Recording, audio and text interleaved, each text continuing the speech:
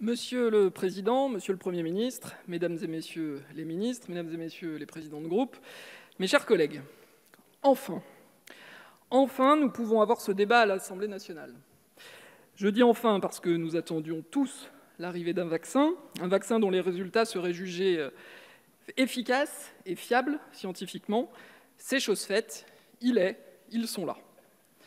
Aujourd'hui, et grâce à la mobilisation internationale et une coopération renforcée de la communauté scientifique européenne, 10 vaccins sont en dernière phase de développement et 4 sont actuellement à l'étude par l'Agence européenne du médicament.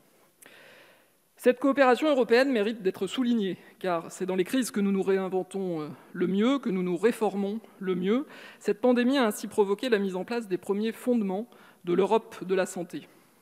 Il aura fallu une pandémie mondiale pour qu'enfin nous puissions commencer à la bâtir, à tomber d'accord sur l'importance d'une Europe de la santé ambitieuse.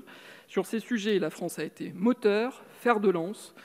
Vous en avez été des acteurs forts, messieurs les ministres. Nous ne pouvons qu'en être fiers. Quand une crise est mondiale, nous ne pouvons répondre que collectivement et construire une solution commune au-delà des frontières. Les moyens mis en termes de financement et de recherche pour lutter contre ce virus qui était encore inconnu il y a 1 an, sont exceptionnels et inédits, à l'image de la crise que nous affrontons. Ils expliquent la rapidité du développement de ces vaccins, rapidité qui ne peut remettre en cause la qualité des recherches scientifiques menées pour trouver un vaccin efficace et contrer la propagation du Covid-19.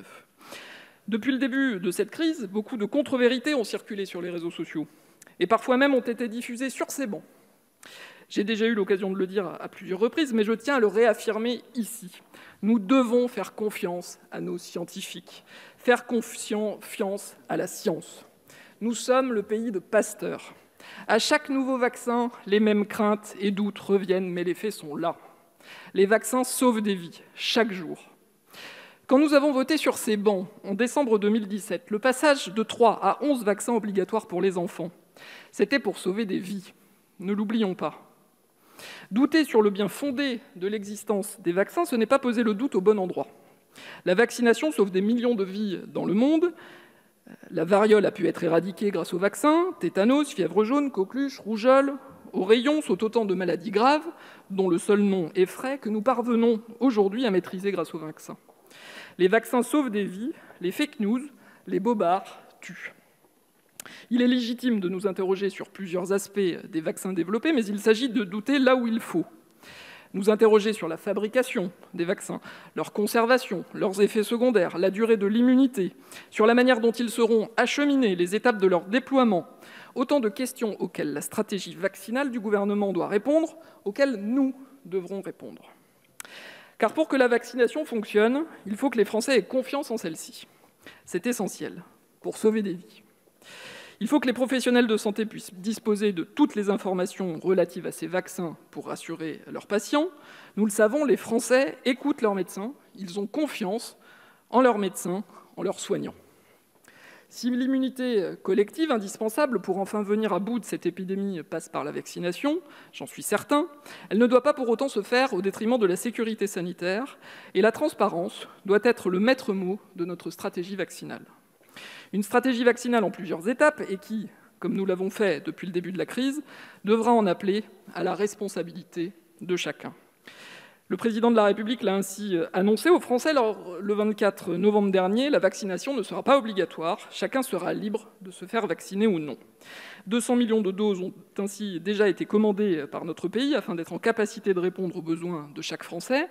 Vous l'avez indiqué, Monsieur le Premier ministre, lors de votre présentation de la stratégie nationale de la vaccination le 3 décembre dernier, cette vaccination sera gratuite, 200 millions de doses gratuites. Car nous devons obtenir cette immunité collective, quoi qu'il en coûte.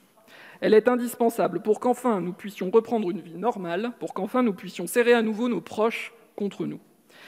À l'approche des fêtes de fin d'année, ces vaccins sonnent comme un espoir, une promesse d'une année 2021 libre, après une année 2020 sous cloche.